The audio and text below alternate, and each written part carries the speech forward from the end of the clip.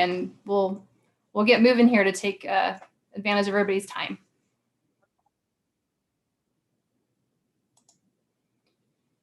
Good afternoon, and thank you for joining us this afternoon. My name is Tracy Truelove, and I'm one of the CDOT PIOs that's supporting the Glenwood Canyon response. I will be joined today by Region 3 Regional Transportation Director Mike Goolsby and White River National Forest hydrologist Justin Anderson. Just to kind of talk about the flow for today's meeting, I'd really like to give Mike and Justin a chance to present to you the update information on where we're at with the canyon. And then I'll go ahead and open it up to questions. And if you'll use the raise hand function next to your name, I'd really love to be able to moderate that through the raise hand function. I'll also mention that we have many people joining this call that may not be members of the media. So if we could let the media folks get their questions answered first at the end of the presentation piece, I'm happy to stay on. And I know Elise Thatcher from CDOT is also here, and we can both stay on and answer maybe any other operational questions or questions you have about what's happening in the canyon. So again, thank you for being here with us today. With that, I'm going to move it over to Mike Goolsby, Regional Transportation Director, to kick us off. Mike. Thank you, Tracy. Good afternoon, all. Basically, I'm going to start with where we're at from an operational perspective in Glenwood Canyon. Currently, we have both directions closed. During the last 24 hours, as you all know, we got an exorbitant amount of rain. We had three of the drainages impacted in Glenwood Canyon, one of them being the Cinnamon Creek drainage, which flows over and around the top of our Hanging Lake Tunnel complex. That was a fairly sizable flow. It impacted the railroad tracks, and in addition to impacted an area above our Hanging Lake Tunnel complex. So that's one of the areas that we are concentrating on. Second part is out around the 129.4 area of the interstate, both eastbound and westbound. Currently, we're working on that area.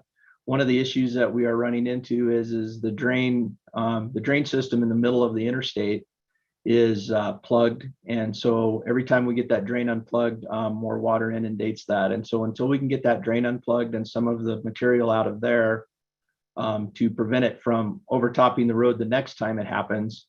That's one of the issues. But our main issue, and bear with me, hopefully this works, and I can share the screen. If somebody would let me know, Tracy, if you guys can see that.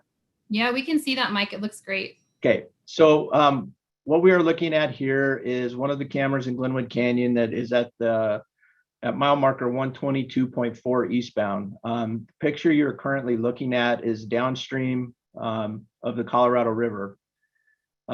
Last night, one of the debris flows that came out was in the Devil's Hole, which is basically south of the railroad tracks on the other side of the interstate. This debris flow was quite large. It basically dammed off the river, and it found the path of least resistance when it started to flow again. And what that path of least resistance was the bike path and up against the eastbound travel portion of the highway. Currently, due to the fact that the majority of the water is traveling, as you can see, right up against the interstate, we have some scour concerns with that. We don't know if it's undercutting the road or not. And through our engineering staff and others, we have deemed that until we can get in there and look at it, it is not safe. So I'm going to pan around here first before I move on. As you can see, there's quite a substantial amount of debris in the river, and there's quite an amount of debris past where it's dammed up.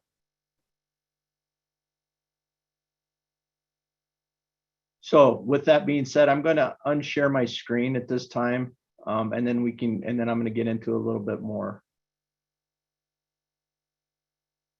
So with that being said, couple of things that we are currently doing is we have a long reach excavator. It's got a larger arm on it, and we are bringing that in to work on setting some diversionary bags in there to get the water away from the interstate itself, and to hopefully cut somewhat of a pilot channel through the river, or at least through a portion of that debris field, so that it'll start eroding itself in the proper channel so that we can get the water away from the interstate. Once that is done and we can actually inspect what damage has been done to the edge of the interstate and everyone feels safe with that, then we will start looking at opening eastbound. Once everything occurs eastbound and we feel safe, we will open eastbound. And I don't know that there's a time frame around that. It will depend on how much damage has been done underneath that wall. Westbound, hopefully that is a little better news at some point today. But until we get that drain cleared and we can get the mud and the remaining water off of the road westbound will remain closed as well. Tracy, I think I'm going to leave it at that so that Justin can go, and then leave a little bit of time at the end for some more specific questions. And I would look to you and Elise to see if I missed anything. No, Mike, I think that was a good wrap up. So we'll go ahead and let Justin come online. And again, Justin Anderson is the White River National Forest hydrologist, and he's got some slides to share with all of us. And then we will turn around and open it up for question and answer.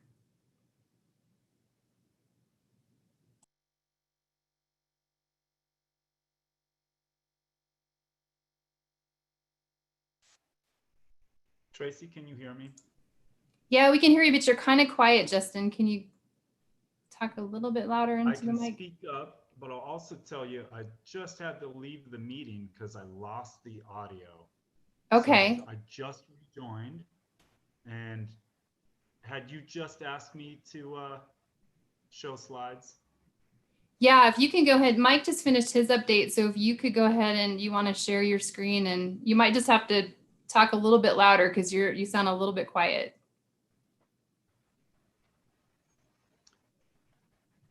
Okay, I'm going to give this a try here.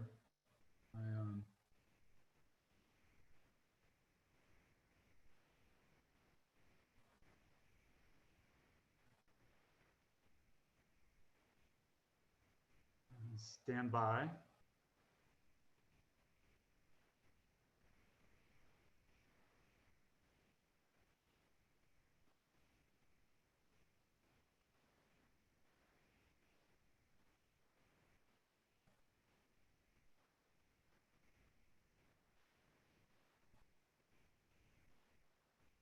Are you able to see my screen now? Not yet. Okay. Well, please let me know when you can see it. Okay. Hey, Jennifer, do you want to put your email in the chat? And Justin, we can also have you email your slides to Jennifer, who's running our meeting, and she could probably get them up.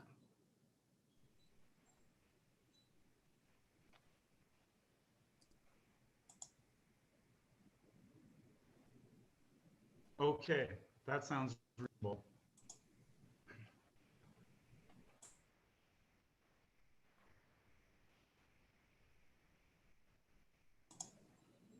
Justin, I'm going to text you Jennifer's email real quick.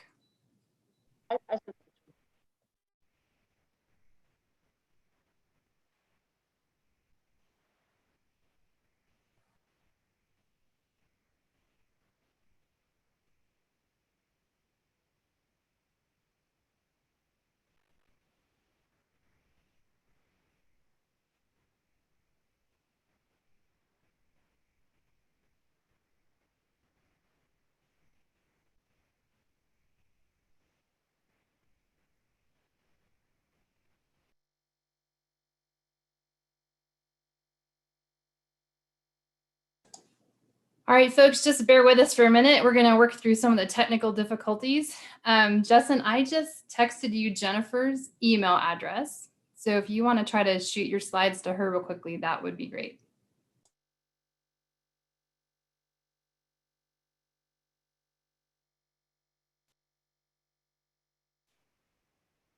Sure thing. I'll email that right over.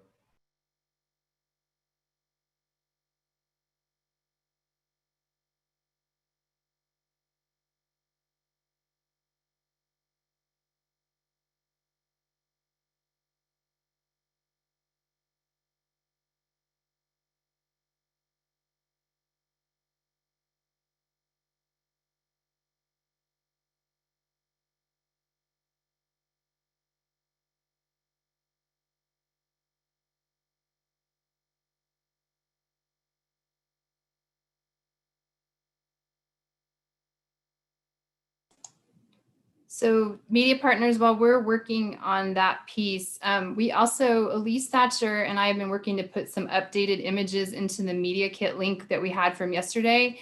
We actually even got some drone footage today that we'll be able to put in there after this meeting. So we will have some updated photos for you. Justin, do you want to just kind of start chatting with the team about the scenario we see out there until we get your slides going, or would you prefer we wait for your slides?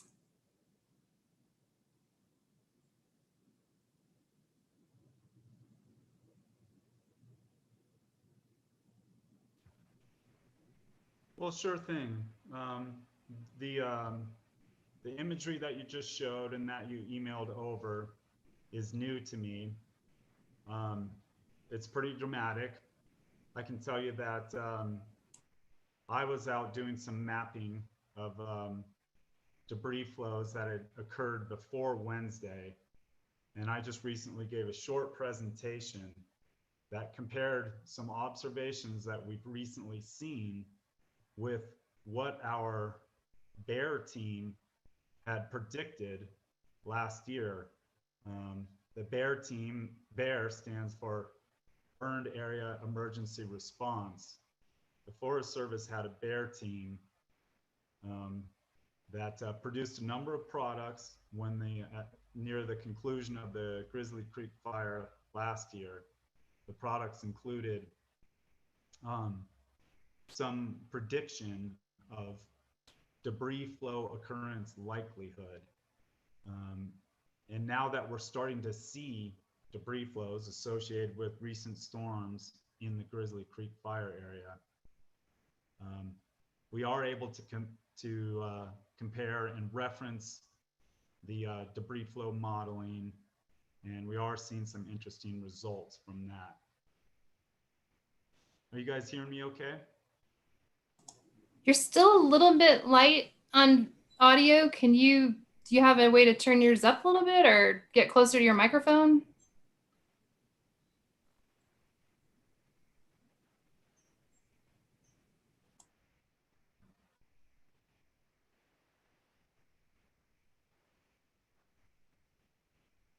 Unfortunately, I'm not hearing any responses. Oh, Justin, can you hear me? So I can't tell if you guys are able to hear me. Oh. Phew. We can hear you, but it's really light. It sounds like you might have lost audio.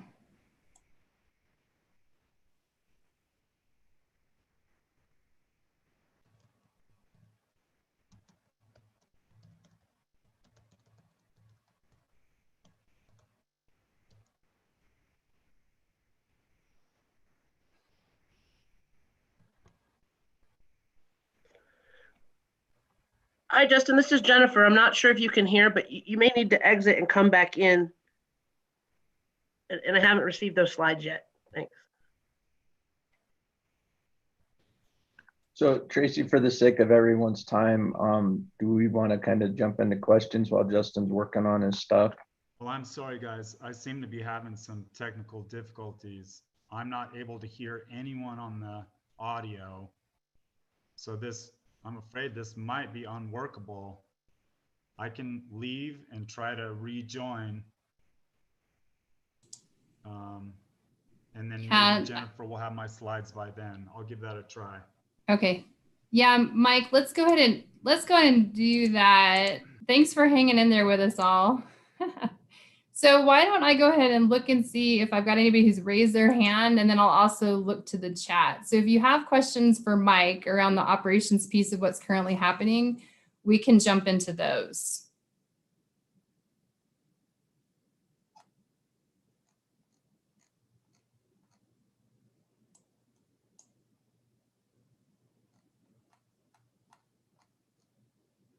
Can any of our media partners hear? I can hear you, Tracy. You can hear me okay? All right. Shoot. So I don't know if this is a question for CDOT or someone else. This is Peter with the Post Independent. About 11:25 a.m., we got a notification from Garfield County about debris coming down the river soon. Does that still stand? Or is that no longer the case? And what was the cause of that too? So Peter, I think this is Mike. I think from the perspective of that notice, what it was the power plant opening one of their spillways to clear some of the debris on the top of the spillway so that they could start diverting more water through the power plant itself to assist us in alleviating some of the water pressure on the interstate. If you saw my pan of the videos, the debris they probably are referencing is that smaller stuff that's up above the actual debris flow itself. There's nothing downstream from that currently, and based on what's coming down right now, it's coming in small pieces. It's not going to come all at once, just based on some of the information we received from the folks this morning. Even if it does cut a pilot channel through there, it's not going to move very quickly at all. I don't know if that helped or not. That does. Thank you. Hey, Mike, it's Jason Luber from Denver 7. What is the worst case scenario when you get the water away from the interstate and you look at what kind of damage has been done there? What would be, the worst you could see, and what's the best you could see? Well, the worst would be is how much it's undermined the footers for that wall. Those footers of that wall are under what they call spread footers. So they basically are setting on the rock and the ground right there, versus caissons that are driven down into the rock. So worst case scenario, what would be is a lot of that eroded out and a lot of it is scoured up underneath the roadway. In that instance or that case, once they've been able to evaluate it, they could run some numbers and do some evaluation on whether or not we would be safe to open one lane eastbound. Erring on the side of safety and caution right now, not knowing what that looks like specifically, that's part of the reason that we're uncomfortable opening it, because it could be scoured farther underneath there than what we might think. So with that being said, once we get they're basically large sandbags that we're going to fill with debris to try to push the water away from that so they can look at it. Best case scenario is, for those of you that have been around a while and in the years where we have high water in Glenwood Canyon and the bike path gets washed away, and then we go in and make repairs to it. Best case scenario is there's not as much as we would think, and we would be able to do some temporary repairs until we could get in there to make permanent repairs. Did that answer that, Jason? Yes, it did. It did. And so Jason? sorry, go ahead. No, if you've got follow-up, go ahead. I've got some chat questions coming in.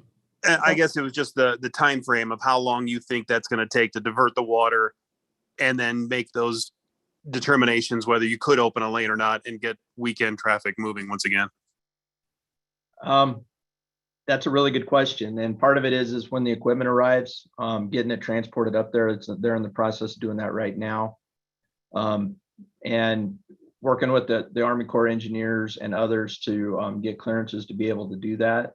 I'm not going to give you a time frame because right now I don't know. A lot of it is best case scenario that there's not a lot of undercutting of that. And it's just a matter of getting the channel moved, and then we could probably open one lane up. But right now, that's the $1 million question, I guess, from the perspective of where we're at in the process. And that was an unforeseen circumstance of something that we weren't really looking for, because we were more worried about the road surface. We didn't think we'd be impacted by the stuff across the river. So unfortunately we are. Sorry, I can't give you a more specific question or answer to that one, but I just don't know the answer. And real quick, finally, what about a one lane configuration on one side of the interstate? That will be driven by what we find as soon as we get the water. If this is going to be long-term, then we're going to evaluate that. But right now, if we can at some point today get westbound open and alleviate some of that traffic westbound, then we'll have that conversation. But it's not an easy task just due to the fact that there's not a lot of ways around the canyon. Thanks a lot. Mike, let me go ahead and ask this question that came in the chat. So for this coming weekend, what's the best advice for going through the area? Best advice for going through the area is if we're fortunate enough to have everything work out in our favor today, I would recommend traveling early, watching the weather, referring to co-trip, and doing those things that we do when we travel in the mountains, whether it's wintertime or summertime. We always watch the weather. Unfortunately, it may not be the best news to have to travel around Glenwood Canyon, but it may be the only option at this point.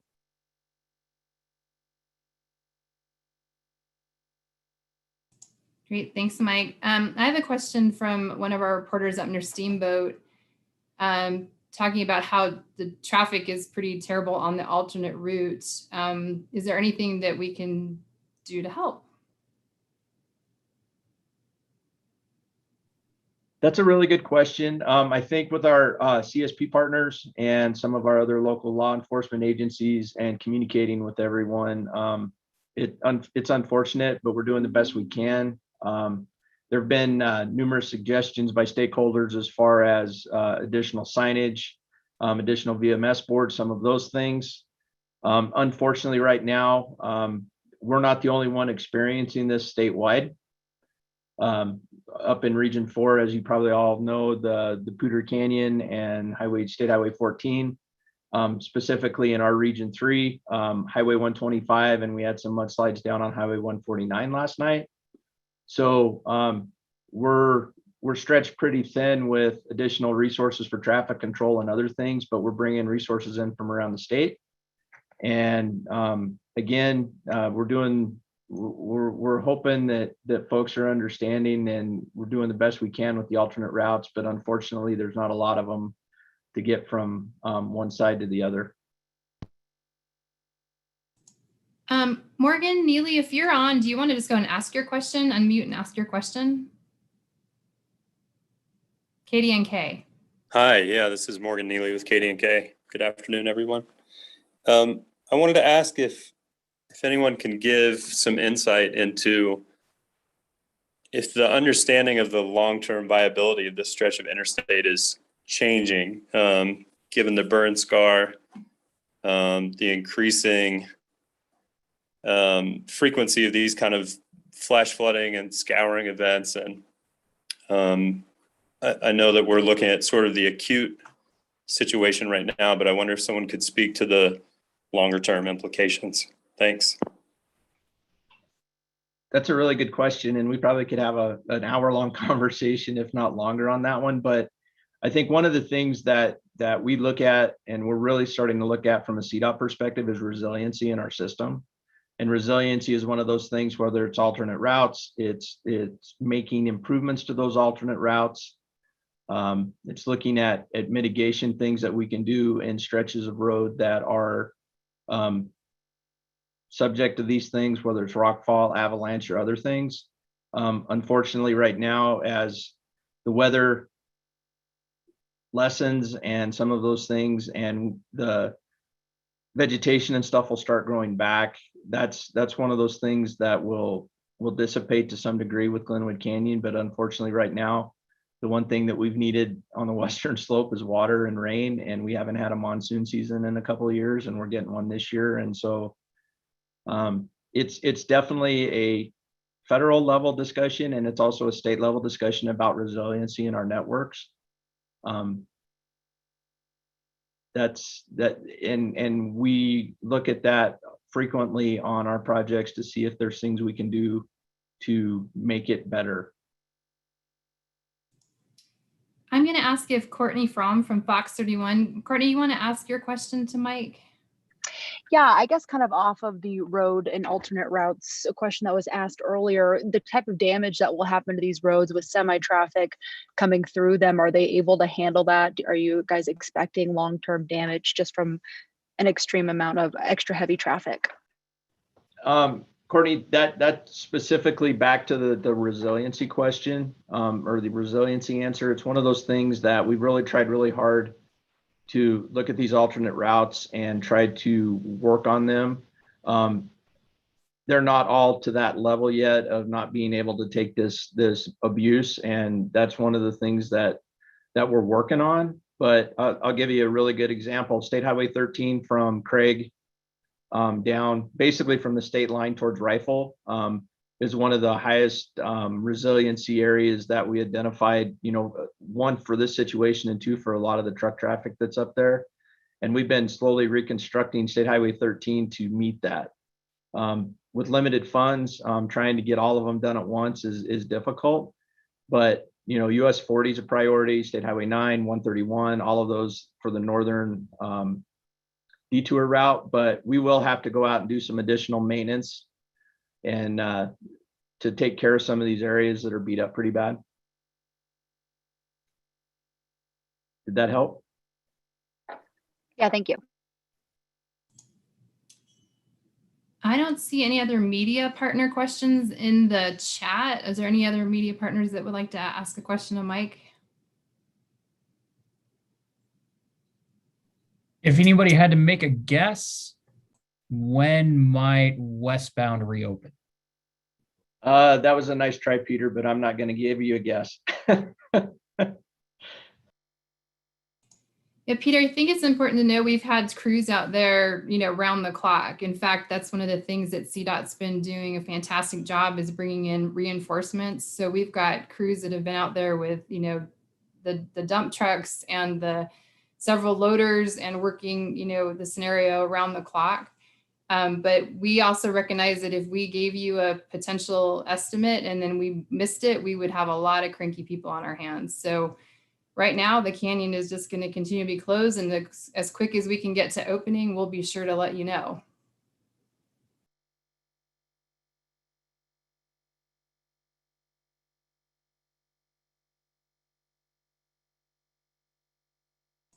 I guess one final question from me and Glenwood.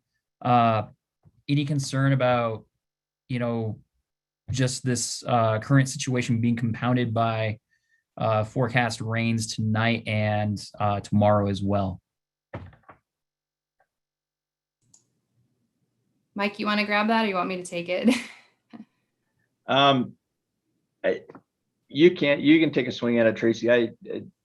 It all depends on where they set up. Where the weather, if it sets up over one of these drainages, and depending on what impacts are around it, we're working very closely with the National Weather Service office out of Grand Junction. They're supported by the other two National Weather Service offices. We have our own staff meteorologists that are working with us as well. And erring on the side of safety is paramount to this because, one, I don't want to get anybody caught in there that's a traveling public person, and I don't want to get any of my folks caught in there either. So it could add insult to injury, but the flip side of it is not knowing with some of these drainages that have run, if more is going to come down or less in the same type of event. That one's kind of a swag, Peter, more than anything, I guess. We're hoping that this pattern kind of eases up a little bit. One, to let us get ahead and get some of these drains cleaned out to the point that they can take a very substantial storm. The other side of it is, if we do get impacted tonight, we're set up very well to respond to it, unfortunately. Thanks, Mike. Before we cut you loose, something we would love to just spread the message further on is, again, to keep going to those agency channels for the updated information. We're working closely with our local public information officers in both Eagle and Garfield, Pitkin County, because we know the auxiliary roads are also impacted. One of the things we encourage motorists not to do is to just go to the travel apps like Waze and the Google and the Apple, because as much as Elise Thatcher on our team has been working really hard to keep those updated, sometimes those alternate routes are shown when they shouldn't be. It's really important to message that Cottonwood Pass is really only trying to put local traffic through there, but people are using it like the interstate, and it's a safety situation. We've already seen several rollover crashes occur on that roadway.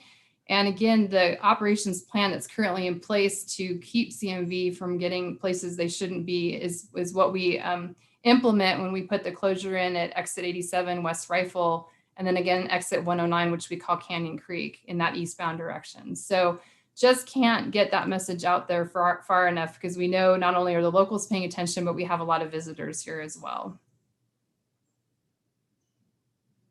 Hey, Tracy, and if I could, this has been pretty Glenwood Canyon centric as far as the conversation, but I definitely want to point out the cooperation and the help that our local agency partners, CSP, the Office of Emergency Management, there's a lot of folks involved in this to try to make it go as smoothly as possible, and we couldn't do it without their help and their assistance. And I'm very grateful for the partnerships and the opportunity to thank them in a public forum, because they do a lot more for us than a lot of folks know. So thank you.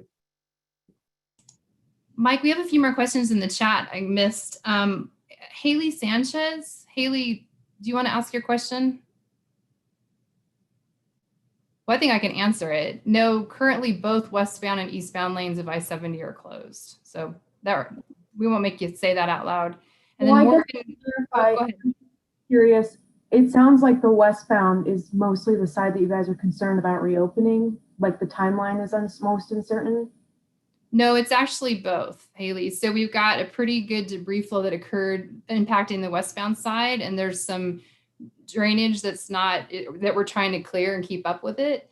The eastbound lanes are actually pretty impacted by the debris flow that came into the river. So we currently are working with both directions of the interstate as impacted. Okay, thank you. Sure. Morgan, you had another question. Go ahead. Yeah, I know you all don't want to write this off entirely, but it sounded like the level of concern regarding a problematic debris flow coming into Glenwood Springs is pretty minor at this point. Is that accurate? And can you all elaborate on what's kind of mitigating that concern? So Morgan, I don't know that I'm trying to minimize it, but from the information that we received this morning, the makeup of that debris flow itself, the actual rocks and dirt, because of the compression and how it's compacted in the river, the general consensus is that the majority of that material would erode slowly. The stuff that's behind it, the tree limbs and the other surface debris and things like that, it's filtering itself out slowly through the channel that's created right now. I can't tell you that it'll all be gone by the time we get a channel cut, but I don't foresee, unless we get another large debris flow or any substance that has a lot of trees and brush and other things in it that make it to the river. And that's based on the information we received this morning. I'm not a hydrologist, and I'm definitely not one to tell you that the specifics of it, but based on the information that we received, the Army Corps engineers felt very comfortable that we could try to divert the channel back to the center of the river a little bit if we can do that, and it will slowly dissipate. Thank you, Mike. You're welcome. Justin, I understand I wanted to give you one more chance to see if your technology came online. Do you want to unmute, and are you able to jump in? Or if not, we'll probably cut everybody loose here.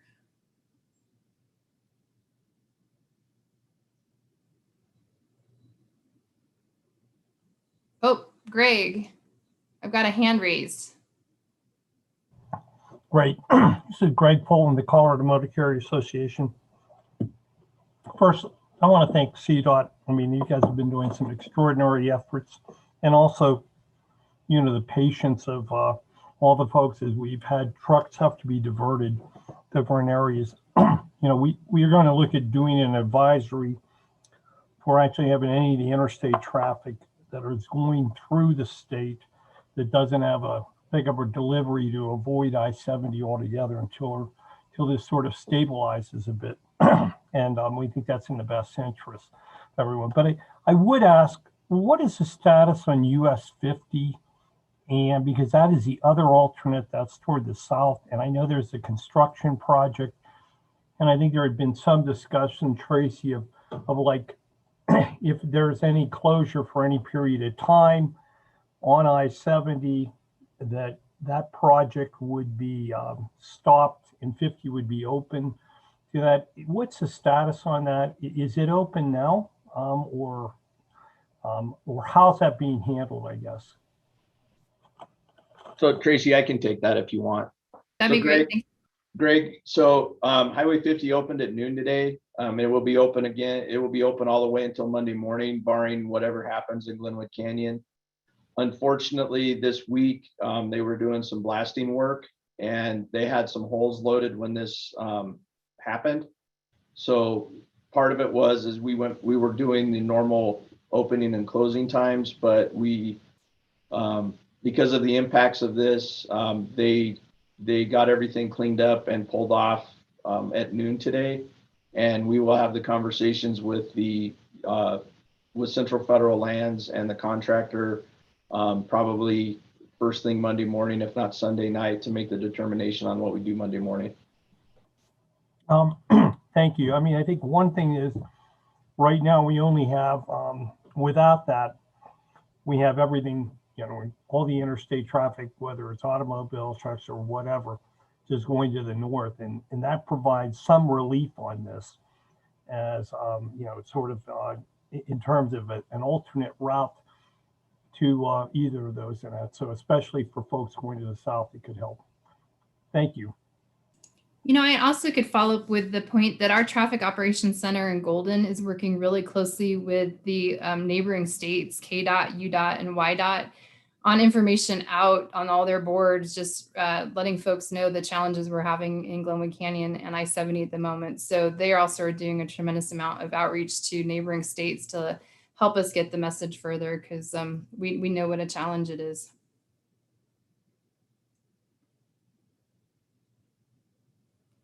All right. Well, I will stick around if there's any other questions and let Mike and the team kind of get back to the busy days that they have been working kind of around the clock.